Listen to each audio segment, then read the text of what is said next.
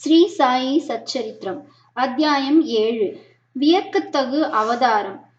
சாய்பாபாவின் குணாதிசயங்கள், அவரின் யோக சாதனைகள், அவரின் எங்கு நிறைத்தன்மை, குஷ்டரோக அடியவனின் சேவை, குழந்தை காப்பட்டேயின் பிளேக் வியாதி, பன்றிபுரத்துக்கு செல்லல். வியத்தகு அவதாரம். சாய்பாபா எல்லாவித யோக பயிற்சிகளையும் அறிந்திருந்தார். அவர் தாவ்தி 22 அடி நீளமும் 3 அங்குல அகலமும் உள்ள நனைக்கப்பட்ட ஒரு லினன் துண்டினால் வயிறு சுத்தம் செய்தல், கண்ட யோகம், உடல் உறுப்புகளை தனியாக கழற்றி பின்னர் சேர்த்தல், சமாதி உள்ளிட்ட 6 முறைகளிலும் அவர் கை தேர்ந்தவராக இருந்தார். அவரை ஒரு ஹிந்து என்று நீங்கள் கருதுவீர்களானால் அவர் ஒரு யவனரை போன்று தோற்றமளித்தார். நீங்கள் அவரை ஒரு யவனர் என்று கருதுவீர்களானால் அவர் ஒரு சமயாச்சாரமுள்ள ஹிந்துவாக தோற்றமளித்தார். அவர் ஒரு ஹிந்துவா முகமதியரா என்று ஒருவரும் திட்டமாக அறிந்திருக்கவில்லை. இந்துக்களின் விழாவான ஸ்ரீ ராமநவமியை உரிய சகல மரியாதைகளுடன் கொண்டாடி அதே நேரத்தில் முகமதியரின் சந்தனக்கூடு ஊர்வலத்தையும் அனுமதித்தார். திருவிழாக்களில் குத்துச்சண்டையை அவர் ஊக்குவித்து வெற்றி பெற்றோருக்கு பரிசுகள் வழங்கினார். கோகுலாஷ்டமி வந்தபோது கோபால்காலா திருவிழாவை உரிய முறைப்படி செய்வித்தார். ஈத் திருவிழாவின் போது முகமதியர்களை தங்கள் ஜெபத்தை நமாஸ் தமது மசூதியில் கூற அனுமதித்தார். ஒரு முறை மொஹரம் திருவிழாவின் போது சில முகமதியர்கள் மசூதியில் ஒரு தாஜா அல்லது தாபூத் செய்யவும் அதை சில நாட்கள் மசூதியில் வைத்திருந்து கிராமத்தின் வழியாக ஊர்வலமாக எடுத்து செல்லவும் தீர்மானித்தனர். 4 நாட்களுக்கு தாபூத்தை மசூதியில் வைக்க சாய்பாபா சம்மதித்தார். 5வது நாள் சிறிதளவும் தமது செயலுக்காக வருந்தும் தன்மையின்றியே மசூதியில் இருந்து அதை அப்புறப்படுத்தினார். நீங்கள் அவரை ஒரு முகமதியர் என்று கூறுவீர்களானால் அவர் ஹிந்து மத வழக்கப்படி காது குத்தப்பட்டிருந்தார். நீங்கள் அவரை ஹிந்து என்று கருதுவீர்களானால் அவர் சுன்னத் கல்யாணம் செய்கிற வழக்கத்தை ஆதரித்தார். ஆனால் பாபாவை நெருங்கிய திரு நானா சாஹேப் சாந்தோர்கர் கருத்துப்படி பாபாவுக்கே சுன்னத் கல்யாணம் செய்யப்படவில்லை. திரு பி.வி. தேவ் எழுதிய பாபா ஹிந்து கி யவன் என்ற கட்டுரையை சாய்லீலை பத்திரிகையில் பக்கம் 562 பார்க்க.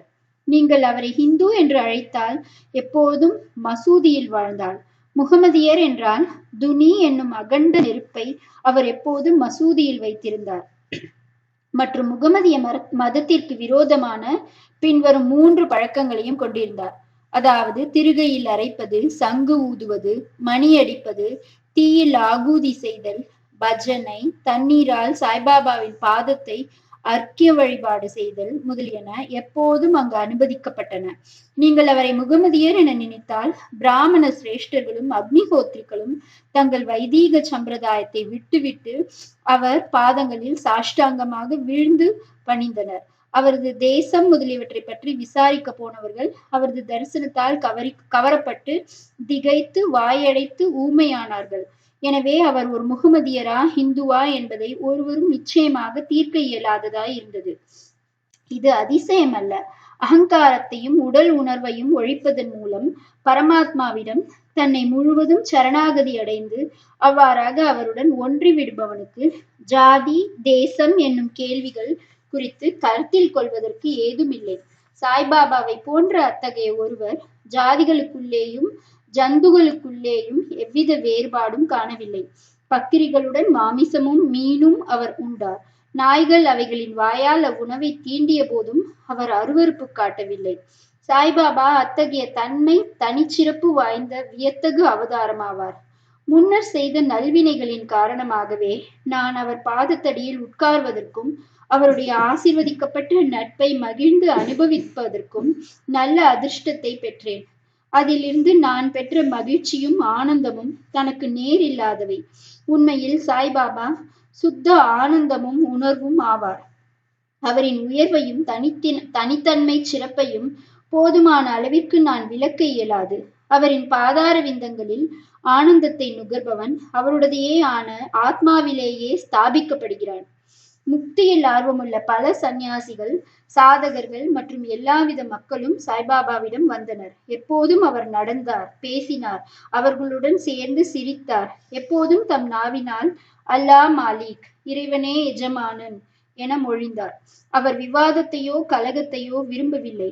அவர் சில நேரங்களில் கடுமையாக இருப்பினும் எப்போதும் அமைதியாகவும் கட்டுப்பாடுடனும் இருந்தார். எப்பொழுதும் முழு வேதாந்தத்தையும் போதித்தார். கடைசி வரை பாபா யார் என்பது ஒருவருக்கும் தெரியாது. அரசர்களும் ஏழைகளும் அவர் முன் சமமாக நடத்தப்பட்டனர். அனைவருடைய ஆழ்ந்த ரகசியங்களையும் அவர் அறிவார். அதை அவர் மொழிகளால் வெளியிட்ட போது அனைவரும் வியந்தனர். சர்வ ஞானங்களின் கருவூலம் அவரே. எனினும் அறியாதவர் போல் நடித்தார். புகழை அவர் விரும்பவில்லை. இவைகளே சாய்பாபாவின் குணாதிசயங்கள். அவர் மானிட உருவத்தில் இருப்பினும் அவரின் செய்கைகள் அவரது கடவுள் தன்மையை எடுத்து காட்டியது. அனைவரும் அவரை ஷீர்டியில் இருக்கும் பரமாத்மா என்றே நம்பினர். சாய்பாபாவின் குணாதிசயங்கள். பாபாவின் அற்புதங்களை விளக்க தெரியாத அறிவிலி நான். ஷீரடியில் உள்ள ஏறக்குறைய எல்லா கோயில்களையும் அவர் பழுது பார்க்க செய்தார். சனி, கணபதி, சங்கரர், சரஸ்வதி, கிராம தேவதை, மாருதி முதலிய எல்லா கோயில்களையும் தாத்யா பாட்டீல் மூலமாக ஒழுங்குபடுத்த செய்தார். அவருடைய தர்மமும் குறிப்பிடும்படியானது. தக்ஷிணை என்ற பெயரில் அவர் வழக்கமாக வாங்கி வந்த பணமும் தாராளமாக பகிர்ந்தளிக்கப்பட்டது.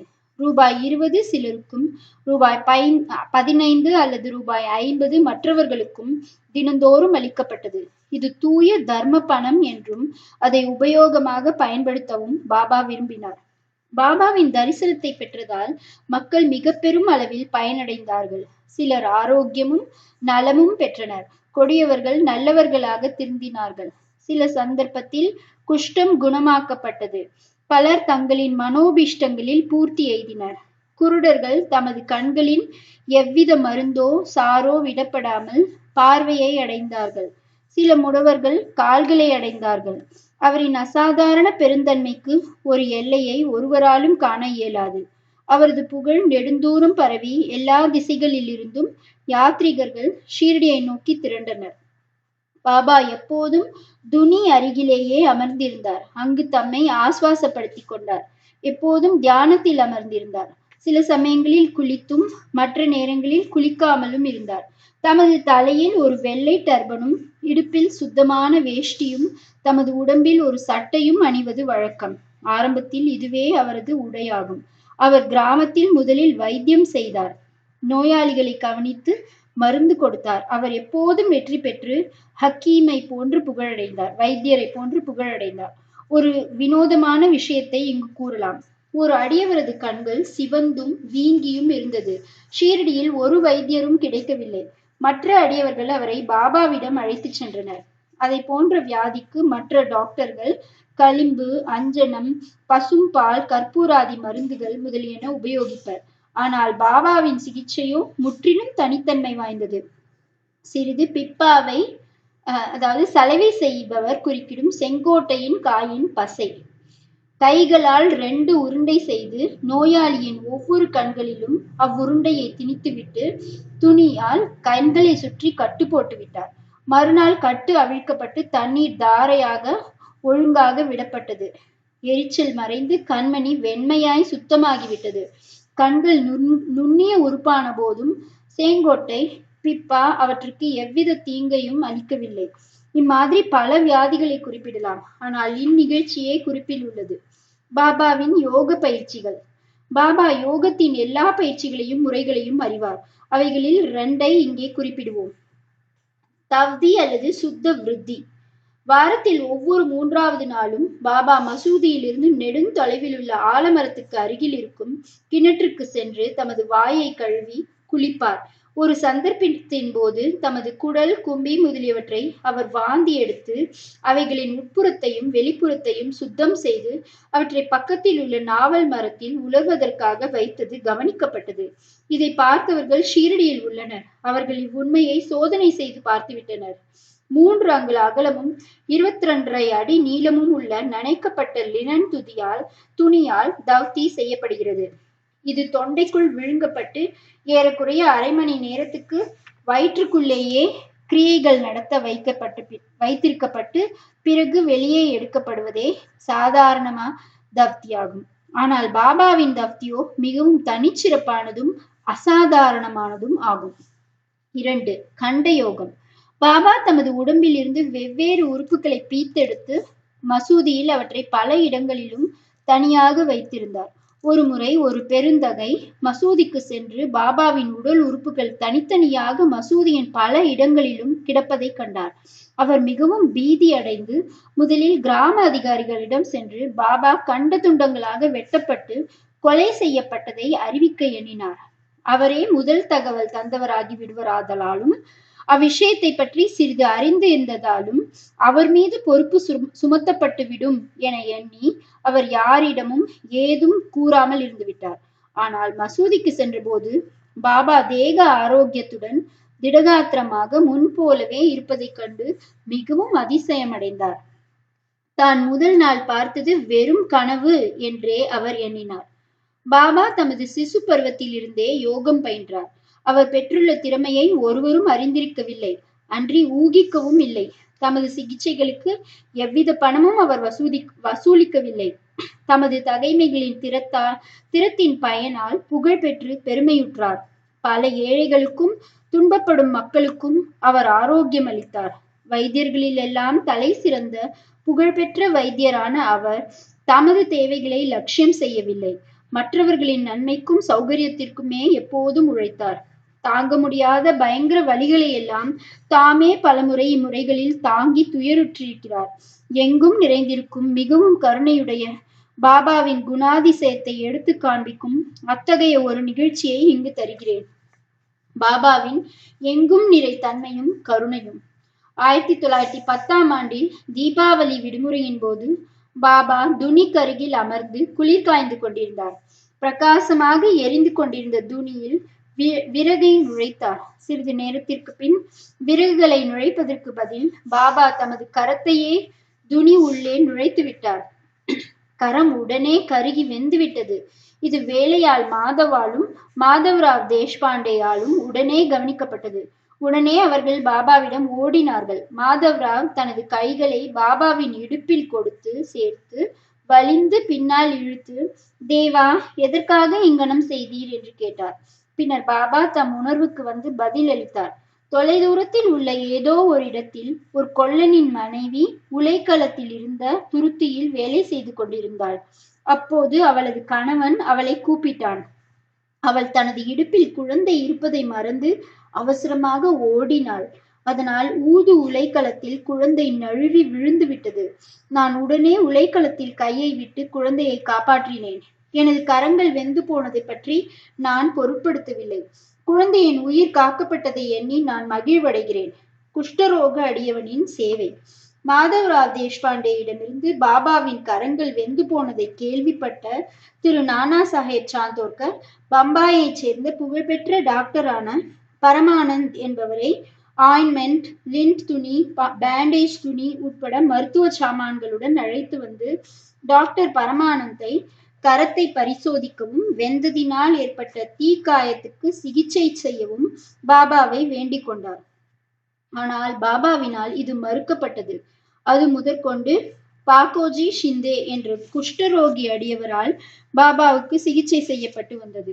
வெந்து போன இடத்தை நெய் போட்டு நன்றாக தேய்த்துவிட்டு ஒரு இலையை அதன் மீது வைத்து கட்டி விடுவது அவரது சிகிச்சையாகும். நானா சாஹேப் பல முறை பாபாவிடம் அந்த கட்டை நீக்கிவிட்டு டாக்டர் பரமானந்தை காயத்தை சோதிக்கவும் சிகிச்சை செய்யவும் குணப்படுத்தவும் அது விரைவில் குணப்படும் எண்ணத்துடன் கேட்டுக்கொண்டார். டாக்டர் பரமானந்தும் அதையொப்ப பல வேண்டுகோள் செய்தார். அல்லாவே அவரது மருத்துவர் என்று கூறி பாபா மறுத்துவிட்டார். அவரை தமது கையை சோதிக்க அனுமதிக்கவே இல்லை. டாக்டர் பரமானந்தின் மருந்துகள் ஷீரடியில் எடுக்கப்படவே இல்லை.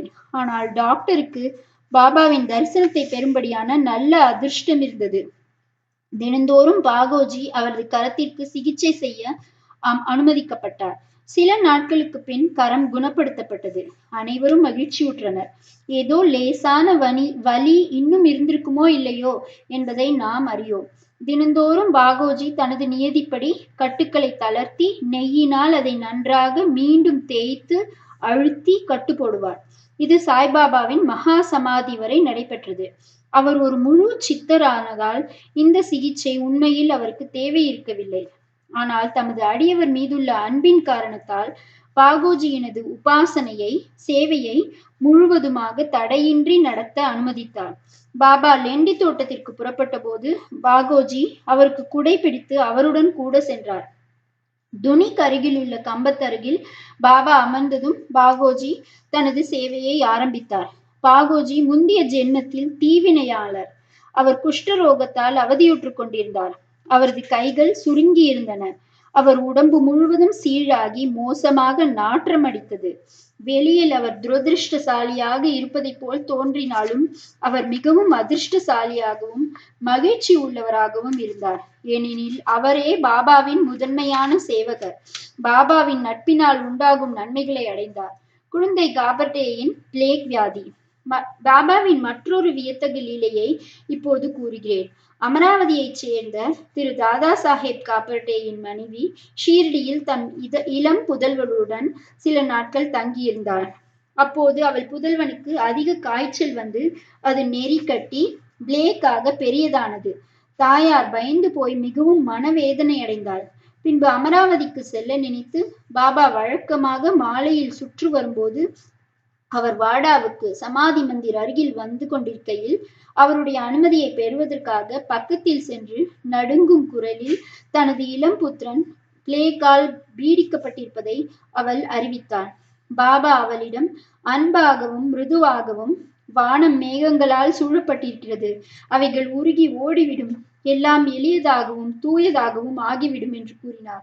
இவ்வாறு கூறிக்கொண்டே தமது கஃப்னி உடையை இடுப்பு வரை தூக்கி அங்கு பிரசன்னமாயிருந்த அனைவருக்கும் நன்றாக பெரிதாக முட்டை அளவிற்கு தோன்றியிருந்த பிளேக் கட்டிகளை காண்பித்து, பாருங்கள், எனது அடியவர்களுக்காக நான் எங்கனும் கஷ்டப்பட வேண்டியிருக்கிறது, அவர்களது கஷ்டங்கள் எல்லாம் எனதே ஆகும் என்றார். இந்த சிறப்பான அசாதாரண செயலை லீலை மக்கள் கண்ணுற்று ஞானிகள் தங்கள் அடியவர்களின் துன்பங்களை தாங்குகிறார்கள் என்று உறுதியடைந்தனர். ஞானிகளின் உள்ளமோ மெழுகை விட மிருதுவானது. உள்ளும் புறமும் அது வெண்ணெயை போன்று மிருதுவாக இருக்கிறது. எவ்வித லாபம் பெறும் நோக்கமின்றியே அவர்கள் தங்கள் அடியவர்களை நேசிக்கிறார்கள். அவர்களை உண்மை உறவினராயும் எண்ணுகின்றனர். பன்றிபுரத்துக்கு செல்லுதலும் அங்கு தங்குதலும். பாபா எவ்வாறு தம் அடியவர்களை நேசித்தார், அவர்களின் ஆர்வங்களையும் எங்கனும் எதிர்பார்த்து காத்திருந்தார் என்பதை சித்தரிக்கும் ஒரு கதையை கூறிய பின்னர் இவ்வத்தியாயத்தை முடிக்கிறேன். காந்தேஷில் உள்ள நந்துர்பாரின் மம்லத்தார் பாபாவின் பெரும் அடியவர் ஆவார். அவருக்கு பன்றிபுரத்துக்கு மாற்றலாகும் உத்தரவு வந்தது. சாய்பாபாவிடம் அவர் கொண்டுள்ள பக்தி பழுத்தது. ஏனெனில் அவருக்கு பூலோக வைகுண்டம் என்று அழைக்கப்படும் பன்றிபுரத்துக்கு போய் தங்க உத்தரவு கிடைத்திருக்கிறது.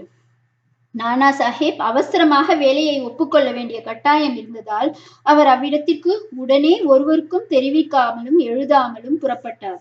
அவர் தனது பன்றிபுரமான ஷீரடிக்கு ஒரு திடீர் விஜயம் செய்ய விரும்பினார். தமது விட்டோபா சாய்பாபாவை பார்த்து வணக்கம் தெரிவித்து பின்னர் புறப்பட எண்ணினார். ஒருவரும் நானா சாஹேப் ஷீரடிக்கு போவார் என்று கனவு கூட காணவில்லை. ஆனால் சாய்பாபா இதை அனைத்தையும் அறிவார். ஏனெனில் அவர் கண்கள் எங்கும் வியாபித்திருந்தன. சர்வாந்தர்யாமி. ஷீரடியிலிருந்து சில மைல்கள் உள்ள நிம்காவை நானா சாஹேப் அடைந்த போது ஷீரடியில் மசூதியில் ஒரு பரபரப்பு ஏற்பட்டது. பாபா உட்கார்ந்து கொண்டு மஹால் சாபதி, அப்பா ஷிந்தே, காஷிராம் இவர்களுடன் பேசிக் கொண்டிருக்கையில் திடீரென்று பாபா, நாம் நால்வரும் பஜனை செய்வோம், பண்டரிபுரத்தின் கதவுகள் திறந்திருக்கின்றன, நாம் மகிழ்ச்சியாக பாடுவோம் என்றார். அப்போது கோஷ்டியாக அவர்கள் பாடத் தொடங்கினர். அதன் பல்லவி, நான் பண்டரிபுரத்துக்கு போக வேண்டும், நான் அங்கே தங்க வேண்டும், ஏனெனில் அதுவே எனது பரமாத்மாவின் வீடு. பாபா பாடினார். அடியவர்களும் அவரை தொடர்ந்து பாடினர். சிறிது நேரத்தில் நானா சாஹேப் தனது குடும்பத்துடன் வந்து பாபாவின் முன்னால் வீழ்ந்து பணிந்து அவரை தங்களுடன் பண்டரிபுரத்துக்கு வரவும் அங்கு தங்களுடன் தங்கும்படியும் வேண்டிக் கொண்டார். அவ்வேண்டுகோள் பாபாவுக்கு தேவை இருக்கவில்லை. ஏனெனில் மற்ற அடியவர்கள் நானா சாஹேப்பிடம் பாபா ஏற்கனவே பண்டரிபுரத்துக்கு போவதற்கும் அங்கு தங்குவதற்குமான ஊக்கத்துடனும் இருப்பதாக தெரிவித்தனர். இதை கேட்டு நானா சாஹேப் உணர்ச்சி வசப்பட்டார். அவர் காலடியில் வீழ்ந்தார். பிறகு பாபாவின் அனுமதியும் உதி ஆசீர்வாதங்களையும் பெற்றுக்கொண்டு நானா சாஹேப் பண்டரிபுரத்துக்கு புறப்பட்டார். பாபாவின் கதைகளுக்கு ஒரு முடிவில்லை. ஆனால் இங்கு நிறுத்தி அடுத்த அத்தியாயத்தில் மானிட வாழ்க்கையின் முக்கியத்துவம், பாபாவின் இறந்து வாழும் வாழ்க்கை, பாயஜாபாயியின் சேவை, மற்ற கதைகளையும் கூறுகிறேன். ஸ்ரீ சாயியை பணிக. அனைவருக்கும் சாந்தி நிலவட்டும்.